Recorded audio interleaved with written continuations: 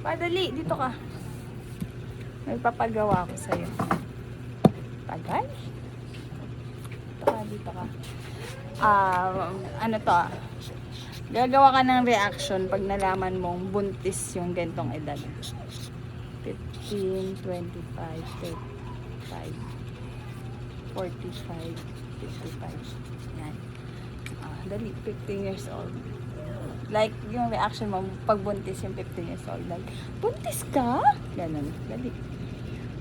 Buntis ka na? 15 years old. Ana-ana mo ka? Mata-mata mo, buntis ka na? Wala ka mo manuha sa buhay mo? Ha?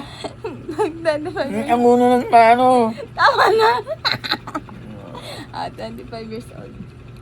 Oh, asawa ka agad, mabuntis ka na. Hindi mo na naisip ang hirap ng buhay ngayon? Tapos ang ganya ka pa. Ano pa pakaya mo sa anak mo? Wala ka matrabaho. Asa mo sa amin. 35 years old.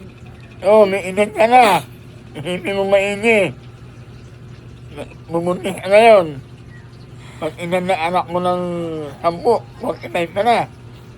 Pag 20, 55 ka na. Oh, ano na? Ano pa maalagaan yung anak mo? Paano pag 25? Ganun yung sermon mo. 45. Ay, manana, hindi na kayo na yan.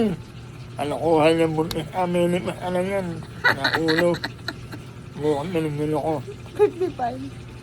Mas lalo na yan. Anong makukuha mo dyan? Alaga ka na ako mo. May ako ka na, may anak ka pa. Gusto mo yun? Ha? Yun ang gusto mo? May ako ka na, may anak ka pa. Wala ka manuha sa buhay.